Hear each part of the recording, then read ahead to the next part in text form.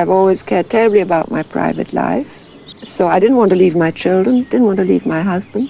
Audrey Hepburn ist ein unsterblicher Hollywood-Star.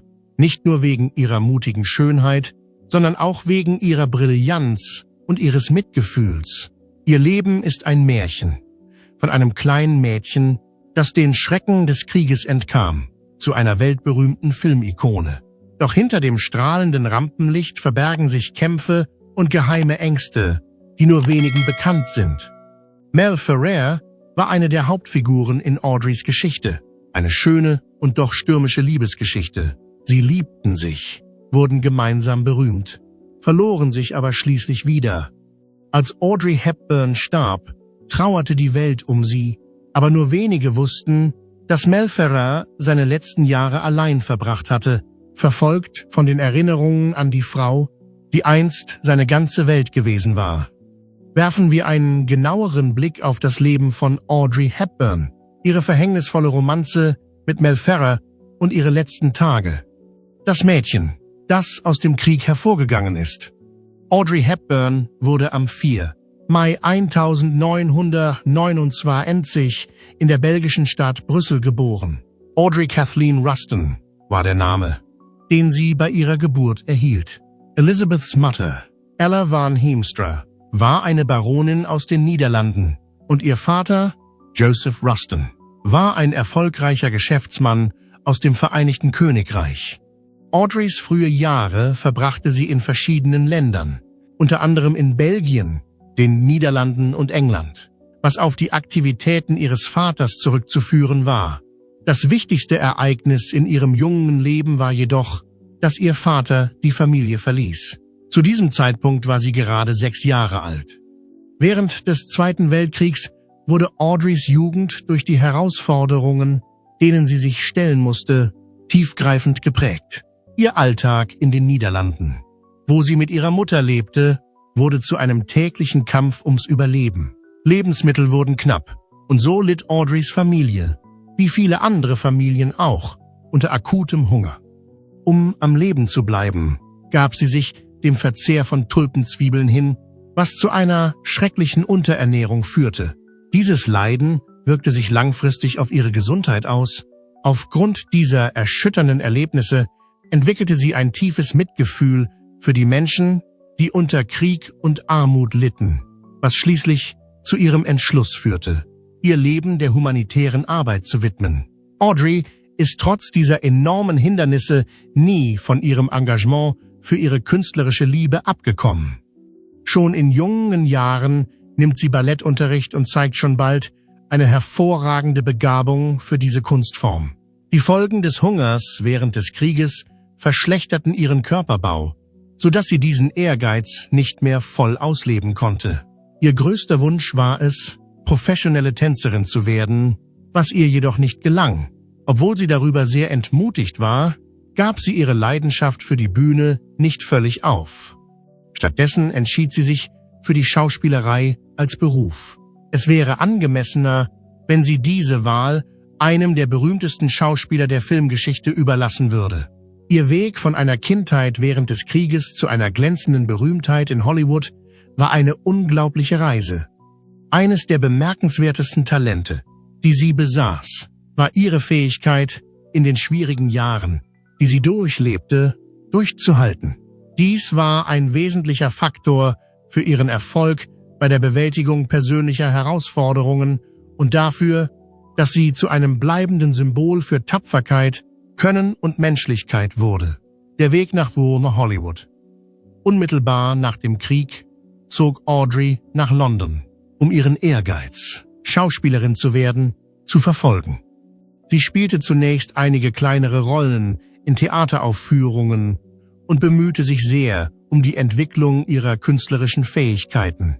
Ihre angeborene Tapferkeit, ihre ausdrucksstarken Augen und ihre unbestreitbare Brillanz blieben jedoch von ihrem Umfeld unerkannt. Es dauerte nicht lange, bis die Castingdirektoren auf sie aufmerksam wurden. Alles in allem war der Weg in die Filmindustrie alles andere als einfach. Audrey arbeitete hart und trat über viele Jahre hinweg in verschiedenen Bühnenstücken und Tanzkursen auf, bis sie schließlich ihr Ziel erreichte, eine berühmte Tänzerin zu werden, Colette, eine französische Schriftstellerin, entdeckte Audrey und entschied, dass sie die Hauptrolle in der Broadway-Verfilmung von Gigi spielen sollte. Diese Enthüllung veränderte ihre Lebensumstände grundlegend. Obwohl das Stück ein Erfolg war und sie bekannt machte, war es Hollywood, das sie zu einer legendären Figur machte. Kurz darauf wurde sie für die Rolle der Prinzessin Anne in Gregory Pecks Stück A Heart and a Crown ausgewählt. Er erkannte jedoch schnell Audreys großes Talent und bestand darauf, dass ihr der gleiche Respekt entgegengebracht wurde. Ursprünglich wollte das Unternehmen nur Peck für die Hauptrolle in dem Film haben. Er hatte in der Tat recht. Um es einfach auszudrücken, Woodbury's Leistung war bezaubernd. Ihre Darstellung einer Prinzessin, die gepflegt und doch verwegen ist, brachte ihr den Oscar für die beste Hauptdarstellerin ein und katapultierte sie über Nacht an die Spitze der Unterhaltungsindustrie. Nach diesem Ereignis wurde Audrey zu einer der gefragtesten Schauspielerinnen in der Hollywood-Branche. Sie spielte in einer Reihe von zeitlosen Filmen mit, die eine ganze Epoche maßgeblich beeinflussten. Ihr Weg von der naiven Fahrertochter zu einer kultivierten jungen Dame in dem Film Sabrina zog das Publikum in ihren Bann. Ihr Mut wurde in dem Film Ein süßer Fratz unter Beweis gestellt, als sie an der Seite des berühmten Fred Astaire auftrat. Zu einer Mode- und Kulturikone wurde sie durch ihre Darstellung der unorthodoxen Holly Golightly in Breakfast at Tiffany's, der zu einem der denkwürdigsten Erfolge der Filmgeschichte wurde. Außerdem spielte sie die anspruchsvolle Rolle der Eliza Doolittle in dem Musical My Fair Lady. Doolittle ist ein bescheidenes Blumenmädchen, das eine sehr dramatische Entwicklung durchmacht. Es waren nicht nur ihre körperliche Attraktivität oder ihr Charisma, die Audrey zu einer wirklich bemerkenswerten Schauspielerin machten. Es war auch die emotionale Tiefe, die sie jeder einzelnen Rolle verlieh. Sie hatte die außergewöhnliche Fähigkeit, das Publikum tief zu berühren. Ganz gleich, ob sie eine Prinzessin, eine Künstlerin, die sich abmüht, oder eine Frau der High Society darstellte, die ihr innewohnende Eleganz und ihre zerbrechliche, aber dennoch kraftvolle Leinwandpräsenz hoben sie von den anderen Schauspielerinnen ihrer Zeit ab, weil sie sich von der Masse abhob. Obwohl ihre Popularität schnell zunahm, war Audrey nie ganz vom Glanz und Glamour Hollywoods eingenommen. Sie war auf der Suche nach etwas tiefgründigerem, nach einer Familie, die ihr Sicherheit und Fürsorge bot, und zwar hinter den schillernden Lichtern. Sie hatte eine Leidenschaft für die Schauspielerei, aber sie hörte nie auf, ihr Bedürfnis nach einer Familie zu äußern, die mit Liebe und Kindern gefüllt war. Und dann begegnete sie Mel Ferrer, demjenigen, von dem sie sich vorstellte, dass er ihr das Vergnügen bereiten würde, nachdem sie schon so lange gesucht hatte. Mel Ferrer, Audrey Hepburns zukünftiger Ehemann. In den frühen 1950er Jahren hatte Audrey Hepburn ihre erste Begegnung mit Mel Ferrer. In dieser Zeit war Ferrer ein sehr ehrgeiziger Schauspieler, Regisseur und Produzent, der sich bereits einen großen Namen in der Unterhaltungsbranche gemacht hatte. Er war bereits zweimal verheiratet und hatte Kinder aus früheren Beziehungen. Audrey war 12 Jahre älter als er. Er war bereits zweimal verheiratet. Ferrer war gleich zu Beginn ihrer Beziehung von Audreys großem Talent und ihrer Attraktivität fasziniert. Nicht nur als Schauspieler, sondern auch als Frau, die er formen und führen konnte, erkannte er von Anfang an etwas Besonderes in ihr. Ferrer sah sich als Mentor von Audrey, als jemand, der sie in ihrer Arbeit zu noch höheren Leistungen anspornen konnte. Damit unterschied er sich von anderen Männern, die Audrey nur wegen ihrer Beliebtheit und ihres Aussehens mochten. Durch ihre Teilnahme an dem Broadway-Stück Ondine, das sich für beide als prägendes Ereignis erwies, wurde ihre Verbindung noch enger. Obwohl das Stück ein großer Erfolg war und Audrey mit einem Tony Award ausgezeichnet wurde, vertiefte sich ihre Beziehung noch mehr. Die starke Verbindung, die sie auf der Bühne hatten, übertrug sich auf ihr Alltagsleben Und schon bald waren sie unzertrennlich. Audrey und Ferrer entschieden sich für eine private Hochzeit in der Schweiz, um den Zwängen zu entgehen, die das Leben in Hollywood mit sich bringt. Es sah so aus, als ob die malerische Umgebung, die weit weg vom Medienrummel war, ideal für ihre Liebe war. Viele waren der Meinung, dass Audrey eine tiefe Liebe zu Ferrer empfand und bereit war, alles zu tun, um ihre Verbindung aufrechtzuerhalten. Er war für sie mehr als nur ein Ehepartner, er war ein Beschützer und ein Ratgeber. Jemand, auf den sie sich verlassen konnte, um mit ihrem Leben zufrieden zu sein. Ihre Ehe war jedoch alles andere als makellos, auch wenn sie wie ein Märchen erschien. Schon in einem frühen Stadium ihrer Beziehung traten Spannungen auf. Audrey war eine zarte Seele, die sich nach einem ruhigen und fürsorglichen Zuhause sehnte, während Ferrer ein Mann mit einem starken Willen und einer dominanten Persönlichkeit war. Er war nicht nur ihr Ehemann, sondern gehörte auch zu den wichtigsten Entscheidungsträgern in ihrem Berufsleben.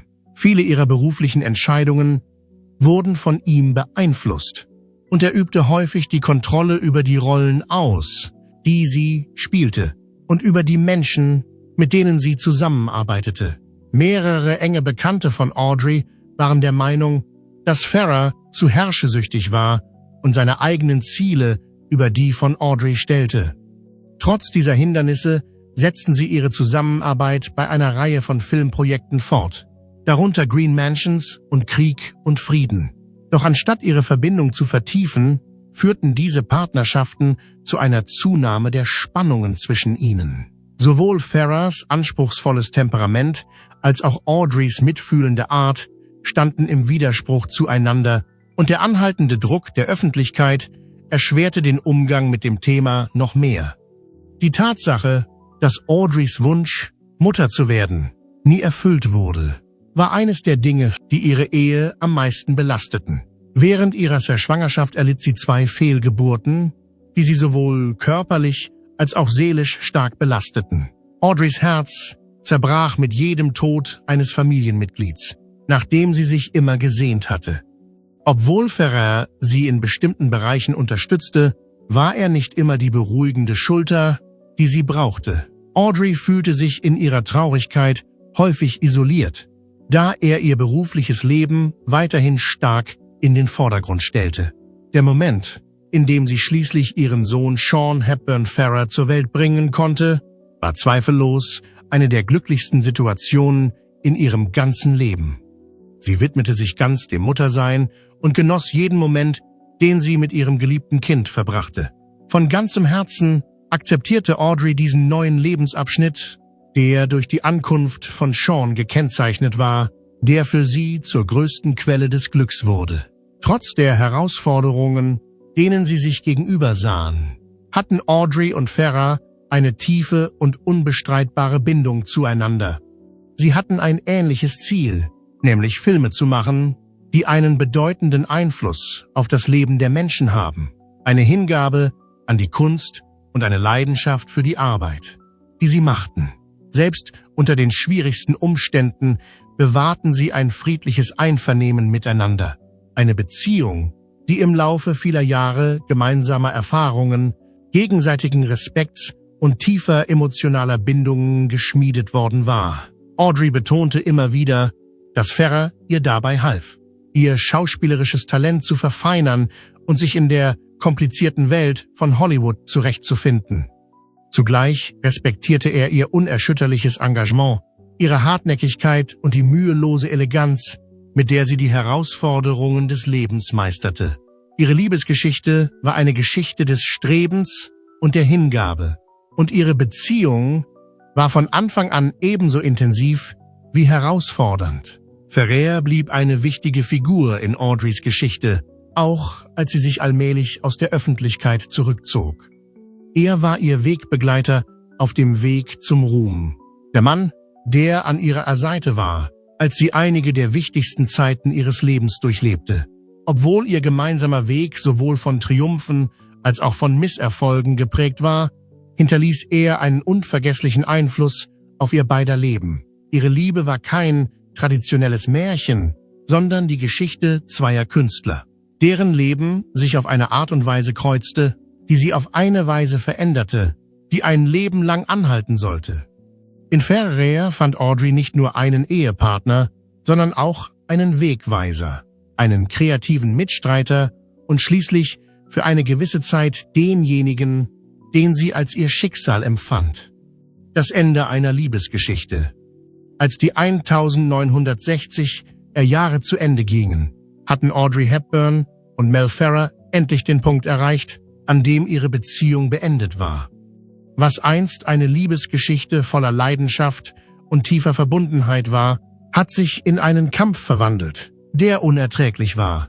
Die Anschuldigungen über Ferrers außereheliche Affäre, die seit Jahren im Umlauf waren, konnten nicht mehr ungestraft ignoriert werden. Dieser Verrat war für Audrey sehr schmerzhaft, da sie sich immer nach einem zuverlässigen und vertrauenswürdigen Partner gesehnt hatte.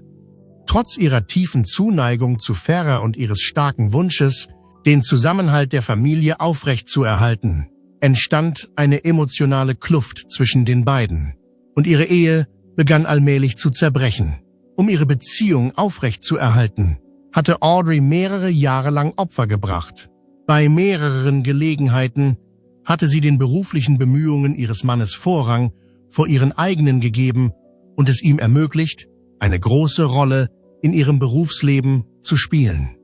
Ferrer war schon immer eine einflussreiche Persönlichkeit und ihre Beziehung hatte einen bedeutenden Einfluss auf die Entscheidungen, die sie in Bezug auf ihren Beruf und die Richtung, die sie in Hollywood einschlug, traf. Als Audrey ihn zum ersten Mal traf, sah sie ihn als Ehepartner und Mentor und schätzte seine Führungsqualitäten. Mit der Zeit wurde es jedoch schwierig, mit seinem dominanten Auftreten umzugehen, und sie fühlte sich in einer Beziehung gefangen, in der sie nicht mehr in der Lage war, ihre eigene Meinung zu äußern. Als Hollywood-Ehe machten der Druck des Ruhms, die Anforderungen ihrer Berufe und die Erwartungen, die an sie gestellt wurden, ihre Schwierigkeiten nur noch schwerer zu bewältigen. Es gab eine Zeit, in der Audrey glaubte, dass die Liebe und die Ehe ihr das Glück bringen würden, das sie sich wünschte. Aber jetzt fühlt sie sich so allein wie noch nie zuvor. Ihre zarte Natur und ihr unbeirrbares Engagement konnten die Risse in ihrer Ehe nicht mehr kitten. Trotz all ihrer Bemühungen wurde schmerzlich deutlich, dass sie nicht mehr das Paar waren, das sich früher so sehr geliebt hatte. Audrey und Ferrer trennten sich schließlich, nachdem sie insgesamt 14 Jahre lang zusammen waren. Die Trennung war für beide ein schwerer Rückschlag. Unmittelbar nach dem Scheitern ihrer Ehe erlitt Ferrer, die von diesem Ereignis zutiefst betroffen war, einen Herzinfarkt. Audrey hingegen zog sich aus Hollywood zurück, um sich auf ihr eigenes Glück zu konzentrieren, da sie durch die emotionale Belastung, die sie in den letzten Jahren entwickelt hatte, ausgelaugt war. Für Audrey bedeutete die Scheidung das Ende einer Zeitspanne. Es war nicht nur das Ende einer Ehe, sondern auch das Ende eines Abschnitts in ihrem Leben, der sie sowohl privat als auch beruflich stark geprägt hatte. Indem sie an Ferrers Vision glaubte, seinem Urteil vertraute und sich von ihm leiten ließ, hatte sie viel von sich selbst in diese Verbindung eingebracht. Andererseits reichte die Liebe allein nicht aus, um die beiden am Ende zusammenzuhalten. Obwohl sie viel Leid erfahren hatten, herrschte kein böser Wille zwischen ihnen. Im Gegensatz zu den meisten Scheidungen in Hollywood, die von Verbitterung und Skandalen geprägt waren, gelang es Audrey und Ferrer, ihren gegenseitigen Respekt zu wahren. Es wurden viele Informationen zwischen ihnen ausgetauscht. Nach vielen Jahren der Liebe, der beruflichen Erfolge und des Glücks, ihren Sohn Sean großzuziehen, gipfelt ihre Geschichte in gegenseitiger Feindseligkeit. Schließlich fand Audrey noch einmal die Liebe, diesmal zu Andrea Dotti, einem italienischen Arzt, mit dem sie einen weiteren Sohn bekam. Ihre Entscheidung, die Schauspielerei aufzugeben, wurde durch ihren Wunsch motiviert, sich mehr der humanitären Arbeit zu widmen, ein Engagement, das schließlich ihr Vermächtnis bestimmen sollte. Auf der anderen Seite nahm Ferrer seine Filmkarriere wieder auf, aber in vielerlei Hinsicht hat er Audrey nie ganz losgelassen. Er arbeitete weiterhin mit ihr zusammen. Sie war die Frau, von der er zuvor angenommen hatte, dass sie für den Rest seines Lebens an seiner Seite bleiben würde. Und sie war die große Liebe seines Lebens. Obwohl ihre Geschichte voller Liebe, Ehrgeiz, Leidenschaft und Trauer war, erinnerte sie ihn daran, dass auch die schönsten Beziehungen von Tragödien betroffen sein können. Es war eine Beziehung, die ein starkes Leuchten hinterließ, aber auch die von tiefer Zuneigung und gemeinsamen Träumen zeugten. Auch wenn sie schließlich getrennte Wege gingen, wird die gemeinsam verbrachte Zeit immer als ein bedeutendes Kapitel in beider Leben in Erinnerung bleiben. Es war eine Geschichte, die sie geprägt hat, die sie verändert hat und die, obwohl sie auf schreckliche Weise endete, nie vergessen werden wird. Audreys letzte Jahre. Audrey Hepburn wurde UNICEF-Botschafterin des guten Willens, nachdem sie ihre Karriere in der Unterhaltungsindustrie beendet hatte und sich fortan der humanitären Arbeit widmete. Sie reiste in eine Reihe von Ländern und an Orte auf der ganzen Welt, die am stärksten von Armut und Gewalt betroffen sind, wie Äthiopien, Sudan, Bangladesch und Somalia. Während ihres beharrlichen Einsatzes für eine bessere Gesundheitsversorgung, Ernährung und Bildung für die schwächsten Menschen in der Welt reiste Audrey auf eigene Faust in die Gemeinden, trug unterernährte Kinder auf dem Arm und besuchte Dörfer vor Ort, um auf das Leid von Menschen aufmerksam zu machen, die keine eigene Stimme haben. Nutzte sie ihre internationale Bekanntheit nicht aus, um persönlichen Wohlstand zu erlangen.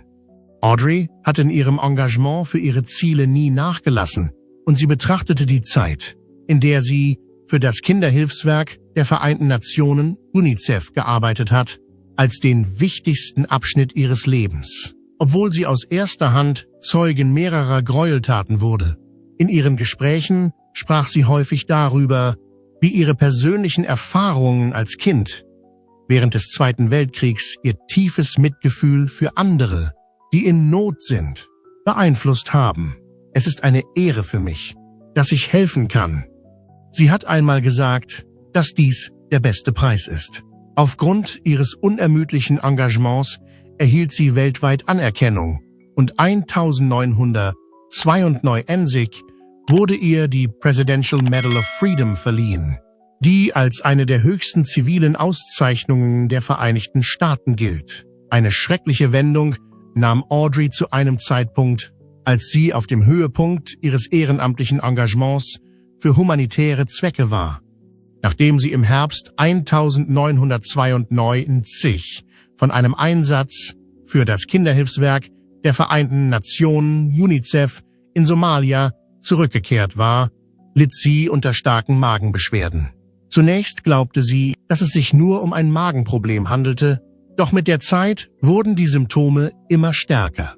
Besorgt beschloss sie, sich untersuchen zu lassen, und das Ergebnis war niederschmetternd.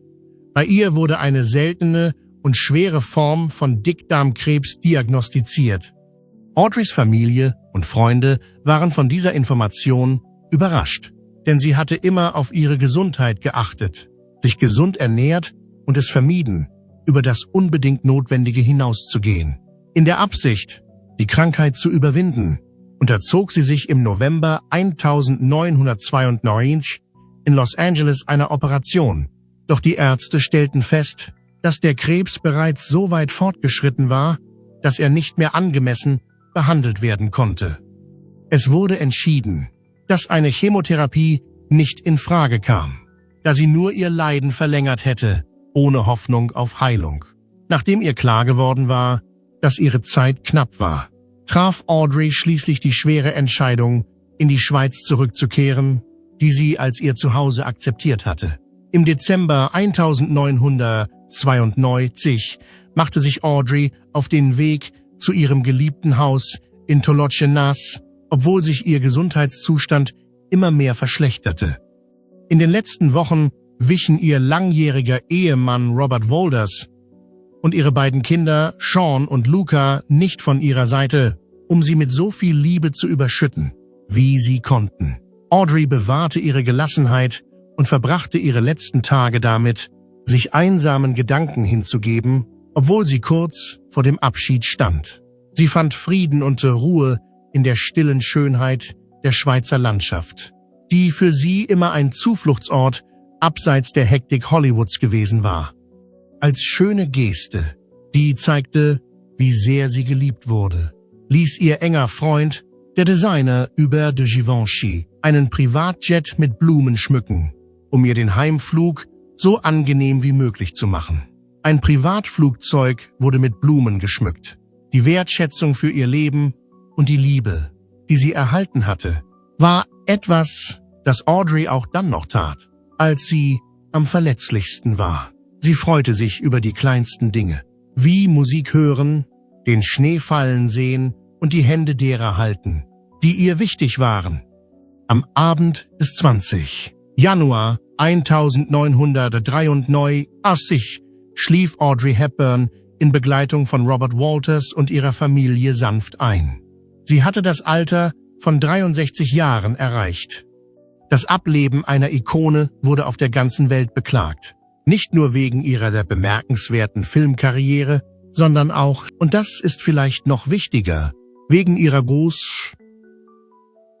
Großzügigkeit, Bescheidenheit und ihres unermüdlichen Einsatzes für viele verschiedene humanitäre Zwecke. Die Trauerfeier für Audrey war eine kleine, Private-Veranstaltung, an der nur ihre unmittelbaren Verwandten und engen Freunde teilnahmen. Ein bewegender Beweis für die große Wirkung, die sie hinterlassen hatte, war der Zustrom von Blumen aus der ganzen Welt, die an ihr Haus in der Schweiz geschickt wurden. Gregory Peck, ein enger Freund von Audrey Hepburn und ehemaliger Co-Star in der Fernsehserie Ein Herz und eine Krone, war so untröstlich, dass er unter Tränen ein Gedicht mit dem Titel Unforgettable zu ihrem Gedenken aufnahm. Obwohl sie viel zu jung verstarb, hat Audrey Hepburn ein Vermächtnis hinterlassen, das für immer weiterleben wird. Mit ihren Filmen, ihrer humanitären Arbeit und ihren zahlreichen Lebenserfahrungen inspiriert sie noch heute Generationen von Menschen. Sie betrachten sich gegenseitig als das Wichtigste im Leben, an dem sie sich festhalten können, wie sie selbst sagen. Und genau so wird man sich für alle Zeiten an sie erinnern. Als eine Frau, die der Welt nicht nur ihre Schönheit und ihren Glanz, sondern auch ihre grenzenlose Liebe und ihr Mitgefühl geschenkt hat. Mel Ferrer, die Einsamkeit. Wenn das Rampenlicht vorbei ist, obwohl Mel Ferrer nach seiner Scheidung von Audrey Hepburn weiterhin in der Filmbranche tätig war, konnte seine Karriere nie wieder an den Glanz früherer Zeiten anknüpfen. Obwohl er einst ein gefragter Schauspieler, Regisseur und Produzent war, fiel es ihm immer schwerer, große Jobs zu bekommen. Obwohl er weiterhin in der Hollywood-Branche tätig war, schien es, als seien seine goldenen Jahre endgültig zu Ende gegangen.